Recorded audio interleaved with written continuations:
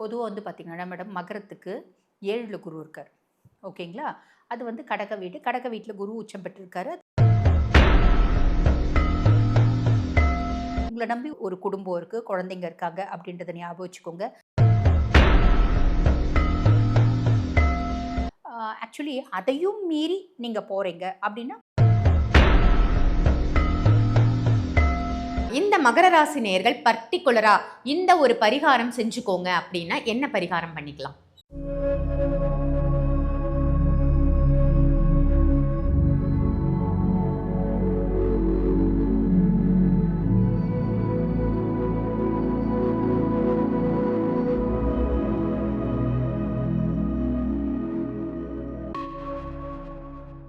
ஆன்மீக பரிகார நேயர்கள் அனைவருக்கும் அன்பான வணக்கங்கள். இன்னைக்கு நம்ம யாரை சந்திக்க வந்திருக்கோம் அப்படின்னு பார்த்தீங்கன்னா, அஸ்ட்ராலஜர் டாக்டர் தீபா அருளாளன் மேடம தான் சந்திக்க வந்திருக்கோம். வணக்கம் மேம். வணக்கம் மேம். உங்களுடைய பதிவுகள் எல்லாம் ரொம்ப அருமையா இருக்கு. நெறைய நல்ல விஷயங்கள் மக்களுக்காக நீங்க சொல்லிட்டு இருக்கீங்க. இன்னைக்கு ஒரு புதுமையான டாபிக் நான் எடுத்துட்டு வந்திருக்கேன். என்ன அப்படின்னு பார்த்தீங்கன்னா, செப்டம்பர் மாதம் வரப்போகுது இல்லையா? இந்த செப்டம்பர் மாதத்துல செல்லக்கூடாத இடங்கள் அப்படின்னா என்ன? ஒவ்வொரு ராசிக்காரர்களும் பர்ட்டிகுலரா இந்த இடத்துக்கு போகாதீங்க. இது ஒரு எச்சரிக்கை. இந்த இடத்துக்கு போனீங்கன்னா, ஒரு சில தடங்கல்கள், தாமதங்கள், தடைகள் கூட ஏற்படலாம் உங்களுக்கு அப்படின்னா, எந்த இடங்கள்லாம் மேம் சொல்லுவீங்க? எதனால அந்த இடத்திற்கு போகக்கூடாது? அந்த இடத்திற்கு போனா என்ன மாரி விஷயங்கள் நடக்கும் அப்படின்றத ஒரு சின்ன இன்ட்ரோ மாரி மக்களுக்காக கொடுங்க மேம். கண்டிப்பா மேடம். கண்டிப்பா. பொதுவாவே வந்து பார்த்தீங்கன்னா மேடம், ஒவ்வொரு மாசமும் நம்ம வந்து பார்த்தீங்கன்னா, ஒவ்வொரு இடங்களுக்கு போகும்போது கொஞ்சம் காஷியஸா போங்க அப்படின்னு சொல்லுவோம். இது எதனால சொல்றோம் அப்படின்னா, பிளானட்டரி பொசிஷன்ஸ். எந்த பிளானட் எந்த பாவத்தில உட்கார்ந்துட்டு இருக்காங்க. அதாவது நில வீட்லயா, இல்ல காற்று வீட்லயா, இல்ல வந்து பார்த்தீங்கன்னா நீர் வீட்லயா அப்படின்றத பொறுத்து நெருப்பு வீட்லயா, அத பொறுத்து நம்ம சொல்றது உண்டு தான் மேடம். அந்த விதத்தில இந்த செப்டம்பர் மாதம் அப்படின்றது வந்து பார்த்தீங்கன்னா, மெயினா என்ன கிரகத்த பேஸ் பண்ணி சொல்லப் போறோம் அப்படின்னு செவ்வாய பேஸ் பண்ணி தான் மேடம் சொல்லப் போறோம். காரணம் என்ன அப்படின்னா, செவ்வாய் வந்து பார்த்தீங்கன்னா, செப்டம்பர் மாதம் முற்பகுதியில கடகம் வீட்ல, நீர் வீட்டுக்கு வருவாரு. பிற்பகுதியில சிம்மம் வீட்டுக்கு போவாரு. அப்ப இந்த முற்பகுதியில நீர் வீட்டுக்கு வரும்போது, இங்க தான் வந்து பார்த்தீங்கன்னா, செவ்வாய் நீச்சம் அடையறாரு. இங்க குரு உச்ச குருவா இருந்தாலும் நெறைய பேர் என்ன நினைப்பாங்க அப்படின்னா, இது நீச்சபங்க ராஜயோகம் வந்துரும் அப்படின்னு நினைப்பாங்க. நீச்சபங்க ராஜயோகம்க்கு நீங்க நானுமே ஏற்கனவே டிஸ்கஸ் பண்ணியிருக்கோம். பொதுவா வந்து பார்த்தீங்கன்னா, இப்ப எந்த கிரகம் வந்து நீச்சம் அடையுதோ, அந்த நீச்ச கிரகம் உச்ச ராசி எது அப்படின்னு பார்க்கணும். அப்ப செவ்வாய பொறுத்தவரைக்கும் மகரம் உச்ச ராசி. அந்த ராசியாதிபன் எங்க இருக்கா அப்படின்னு பார்க்கணும். அந்த ராசியாதிபன் மீனத்துல வந்து பார்த்தீங்கன்னா, வக்ரகதி அடைஞ்சிருக்கா. அதுக்கும் மேல சந்திரனோட நிலையும் பாவிச்சு தான் இது நீச்சபங்கம் ராஜயோகம் வருமா அப்படின்றது டிசைட் பண்ணும். என்ன இருந்தாலும் உச்ச குருனோட சேரும்போது நீச்சம் பங்கம் ஆகியிருந்தாலும் அந்த கெடு பலன்கள் கம்மியா இருந்தாலும் சில விஷயத்துல ஜாக்கிரதையா தான் இருக்கணும். சில இடங்களுக்கு போகும்போது ஜாக்கிரதையா தான் இருக்கணும். அதை பேஸ் பண்ணி நம்ம சொல்லலாம் மேடம். Super ma'am. இந்த செப்டம்பர் மாதத்துல ஒவ்வொரு ராசிக்காரர்களும் ஏன் இந்த இடத்துக்கு போகக்கூடாது? அப்படி போனா என்ன மாரி விஷயங்கள் நடக்கும் அப்படின்னு ரொம்ப அழகா சொன்னீங்க மேம். இப்ப நம்ம ஒவ்வொரு ராசியினரும் எந்தெந்த இடங்களுக்கு செல்லக்கூடாதுன்னு தனித்துவமா நம்ம பார்த்துடலாம். செப்டம்பர் மாத காலகட்டத்துல இந்த இடங்களுக்கு செல்லாதீங்க அப்படின்னு ஒவ்வொரு ராசிக்கும் நம்ம ஒரு நியூ டாபிக்கா எடுத்து போட்டுட்டு இருக்கோம். அந்த வகையில இன்னைக்கு நம்ம பார்க்க போறது மகர ராசி. மகர ராசி நேயர்கள் இந்த செப்டம்பர் மாத காலகட்டத்துல செல்லக்கூடாத இடங்கள்னு நீங்க எதெல்லாம் மேம் சொல்லுவீங்க? பொதுவா வந்து பார்த்தீங்கன்னா மேடம் மகரத்துக்கு 7ல் குரு இருக்கார். ஓகேங்களா? அது வந்து கடக வீடு. கடக வீட்ல குரு உச்சம் பெற்றிருக்காரு. அது நல்லது தான். அதுல நெறைய நல்லது அப்படின்றது இருக்கு. இப்ப என்ன ஆகுது? 7ல செவ்வாய் வந்து இணையறாரு. செவ்வாய் நீச்சம் அடையறாரு. அங்க உட்கார்ந்து ஆனா உச்ச குருவோட தான் இருக்காரு. இருந்தாலும் செவ்வாயினோட நெகட்டிவ் எஃபெக்ட் அப்படின்றது இருக்கும். அப்ப பொதுவா மகரம் வந்து பார்த்தீங்கன்னா, தன்னோட பார்ட்னரோட, லைஃப் பார்ட்னரோட நாங்க வந்து பாருங்க, நாங்க கல்யாணம் இப்ப தாங்க புதுசா ஆயிருக்கு. குரு பெயர்ச்சி ஆன பின்னாடி தான் கல்யாணமே ஆச்சு. நாங்க வந்து பார்த்தீங்கன்னா, வீட்ல நெறைய டிஸ்டர்பன்ஸ் இருக்கு. இல்ல வீட்டுக்குள்ளேயே இருக்கிறது ரொம்ப போர் அடிக்குது. ஸோ நாங்க ஒரு லாங் ட்ரிப் போறோம். லாங் ட்ரிப் போறீங்க. 2டே பேர் கணவன், மனைவி மட்டுமே போறீங்க அப்டின்னா, எந்த விதத்திலயும் நம்ம வந்து சேஃப்டி மெஷர்ஸ பார்க்காம போறது அப்டின்றது ரொம்ப வந்து பார்த்தீங்கன்னா, தப்பா இருக்குமா. பொதுவாவே நம்ம வந்து 4 பேரோடவே இருக்கிறோம். ஊர் மத்தியிலே இருக்கிறோம் அப்படின்போது பிரச்சனை கம்மி. ஊர விட்டு வெளிய போறோம். வெளி ஊருக்கு போறோம். நாங்க வந்து பார்த்தீங்கன்னா, த்ரில்லுக்காக ஒரு டூர் போறோம். லாங் டிரைவ் பிடிக்கும். அதனால எங்களுக்கு கொஞ்சம் ஆள் இல்லாத தனிமையான இடம் பிடிக்கும். அதனால போறோம். இது கணவன், மனைவி மட்டும் இல்ல. லவ்வர்ஸா இருந்தாலும் சரி, ரிலேஷன்ஷிப் இருக்கக்கூடிய பெர்சன்ஸா இருந்தாலும் சரி, நாங்கள் வந்து பெஸ்டீஸ் அப்படின்னு, அதாவது பெஸ்டீஸ்னால் என்னென்னா ஃப்ரெண்டுக்கு மேலே லவ்வுக்கு கீழே அப்படின்னு வர பிள்ளைங்க வந்து பார்த்தீங்கன்னா விளக்கம்லாம் கொடுக்குறாங்க. அந்த மாதிரி நீங்கள் பெஸ்டீஸாக இருக்கீங்க அப்படின்னாலும் இந்த வந்து ஐசோலேட்டட் பிளேசஸ் ப்ரிஃபர் பண்ணாதீங்க.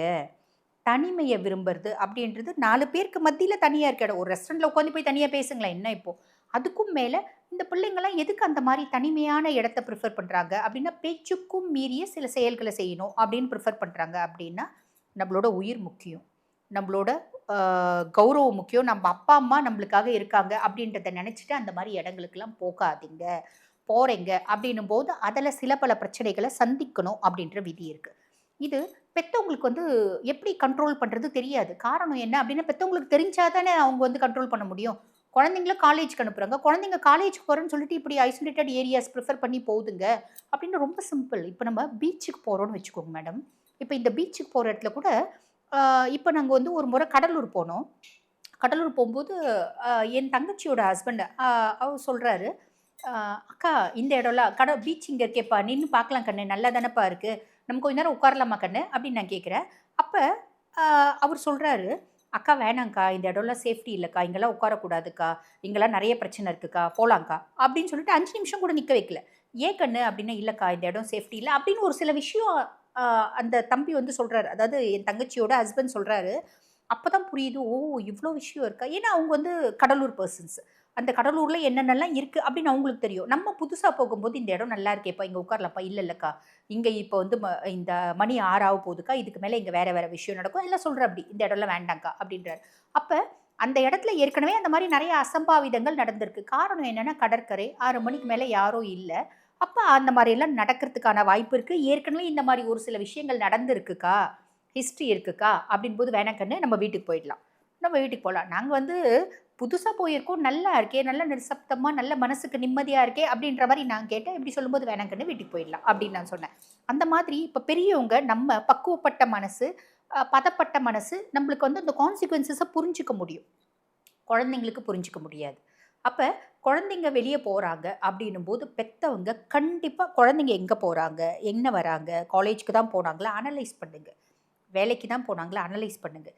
இல்லைங்க எங்களால் முடியல, என்ன அனலைஸ் பண்ணி நான் தெரிஞ்சுக்கினேன், பிள்ளைய வந்து என்னால் கண்ட்ரோல் கொண்டு வர முடியல, பகவான் வழிபாடு பண்ணுங்கள். கூட ஏதாவது பிரச்சனைனா அடுத்து யாரை வந்து பார்த்தீங்கன்னா அங்கே அவங்களுக்கு ஹெல்ப்புக்கு இருக்கணும் அப்படின்ற மாதிரி எங்கே போகிறாங்கன்றதை தெரிஞ்சுக்கோங்க. அங்கே பக்கத்தில் யாரை நம்ம ஹெல்ப்புக்கு நாட முடியும், அங்கே பக்கத்தில் இருக்க வந்து பார்த்திங்கன்னா fire station number, police station number, அதெல்லாம் வந்து பார்த்திங்கன்னா பொதுவாக 100 அடிச்சா எங்கே இருந்தாலும் போலீஸ் வந்து ஹெல்ப் பண்ணுறாங்கன்னு வச்சுக்கோங்களேன். இப்போ தான் இந்த பெண்களோட ஒரு படையெல்லாம் வேறு இருக்குது இல்லைங்களா, அந்த மாதிரி சிங்கப்பெண்ணை படையெல்லாம். ஸோ இந்த மாதிரி நிறைய விஷயங்கள் நம்ம தெரிஞ்சு வச்சுக்கணும். அப்படின்னா நம்ம குழந்தைங்க ஏதாவது ஆபத்தில் மாட்டிக்கிறாங்க அப்படின்னாலும் நம்மளால ஹெல்ப் பண்ண முடியும்.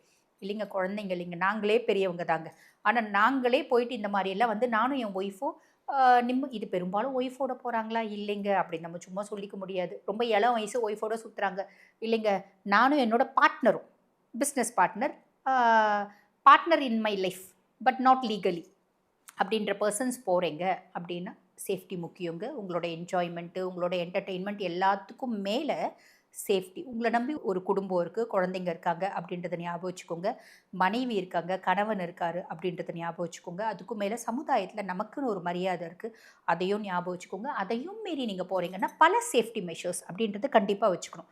வச்சுட்டு நீங்கள் போகிறீங்க அப்படின்னா ரொம்ப நல்லது அப்படின்னு தான் சொல்லணும்.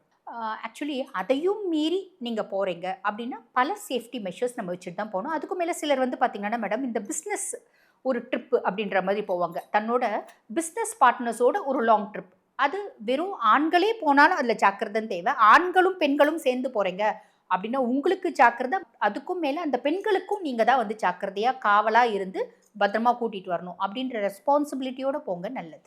ஓகே மேம், இந்த மகர ராசி நேயர்கள் பர்டிகுலராக இந்த ஒரு பரிகாரம் செஞ்சுக்கோங்க அப்படின்னா என்ன பரிகாரம் பண்ணிக்கலாம்? கண்டிப்பாக மேடம், சிவனை கும்பிட்டுட்டு போகணும். சிவனை கும்பிட்டுட்டு போகிறோம் அப்படின்னும் போது எதுவும் பெருசாக சிவனோட மந்திரங்கள் சொல்லணும் அப்படின்ற அவசியம் இல்லை மேடம். மனசுக்குள்ளே ஏதோ ஒன்று தோணுது, எனக்கு எதுவும் இங்கே தப்பாக இருக்க மாதிரி தோணுது, நமசிவாய நமசிவாய நமசிவாயன்ற மந்திரத்தை ஒரு சைடு சொல்லுங்கள், இன்னொரு சைடு அந்த தப்பாக இருக்கிறத எப்படி ஓவர் கம் பண்ண முடியும், மனுஷாலோட ஹெல்ப் எப்படி எடுத்துக்க முடியும், யாரை காண்டாக்ட் பண்ண முடியும், ரெண்டும் காண்டாக்ட் பண்ணுங்கள், மாறும். ரொம்ப சூப்பர் மேம். இந்த ராசிக்கு செல்லக்கூடாத இடங்கள் என்ன, அப்படி செல்லணும் அப்படின்ற நிலைமை ஏற்பட்டதுன்னா அவங்க என்ன பிராயச்சித்த பரிகாரம் செஞ்சுக்கலாம் அப்படின்னு ரொம்ப அழகா சொன்னீங்க மேம். மேம், ஜோதிடம் கற்றுத்தரப்படும் ஜோதிட வகுப்பு அப்படின்னு நீங்க அனௌன்ஸ் பண்ணியிருக்கீங்க.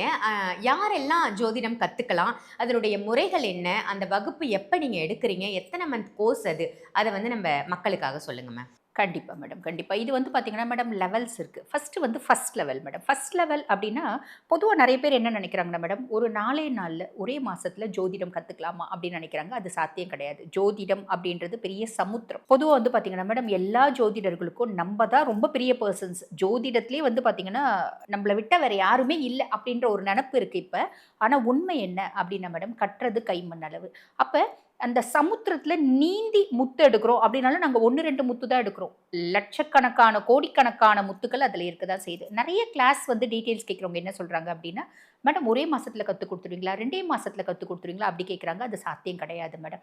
ஓரளவுக்கு நல்லா வந்து நம்ம மத்த ஜாதகங்கள பார்க்கணும் அப்படின்னா, ஃபர்ஸ்ட் லெவல் 1. லெவல் 1ல பேசிக்ஸ், பிளானட்ஸ், அவங்களோட காரகத்துவம், அதனோட பயன்கள், எந்த கிரகம் நீச்சம், உச்சம் இப்படி பல விஷயங்கள் இருக்கு மேடம். எந்தெந்த கிரகம் என்னென்ன மாரி பலன்கள குடுப்பாங்க. ஆக லெவல் 1 முடிக்கணும்.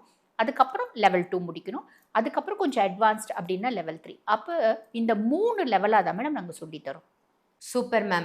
அஸ்ட்ராலஜி எனக்கும் ஆகணும் அப்படின்னு நிறைய பேர் ஆசைப்படுவாங்க. அந்த ஆசைக்கு நீங்க ஒரு வழிகாட்டியா இருக்கீங்க அப்படின்னு நினைக்கும்போது ரொம்பவே சந்தோஷமா இருக்கு. அஸ்ட்ராலஜி கிளாஸ்ல நீங்களும் சேரணும் அப்படின்னு நினைச்சீங்கன்னா, டாக்டர் தீபா அருளாளன் மேடம் எடுக்கக்கூடிய இந்த வகுப்பை நீங்களும் பயன்படுத்திக்கோங்க. கண்டிப்பா இது உங்களுக்கு யூஸ்ஃபுல்லான வகுப்பா தான் அமையும். ஸோ ஆன்லைன் கிளாஸஸ் தான் போயிட்டு இருக்கு. இம்மீடியட்டா நீங்களும் ஜாயின் பண்ணிக்கோங்க. ரொம்ப அருமையா சொன்னீங்க மேம். நன்றி. இந்த பதிவு உங்க எல்லாருக்கும் பயனுள்ள பதிவா அமைஞ்சிருக்கும் அப்படின்னு நினைக்கிறேன். நிச்சயமா இந்த பதிவை மற்ற ராசியினருக்கும் ஷேர் பண்ணுங்க. மறக்காம ஆன்மீக பரிகாரம் நம்ம சேனலை சப்ஸ்கிரைப் பண்ணிக்கோங்க. அதே மாதிரி மேடமை நீங்க சந்திக்கணும் அப்படின்னு நினைச்சீங்கன்னா, வீடியோல தெரியிற நம்பருக்கு கால் பண்ணி அப்பாயின்மெண்ட் வாங்கி டைரக்டா மேடமோட கன்சல்டேஷன் நீங்க எடுத்துக்கலாம். ஆன்லைன் கன்சல்டேஷனும் இருக்கு, அதையும் பயன்படுத்திக்கோங்க. அதே மாதிரி மேடம் வந்து வகுப்பு எடுக்கிறாங்க.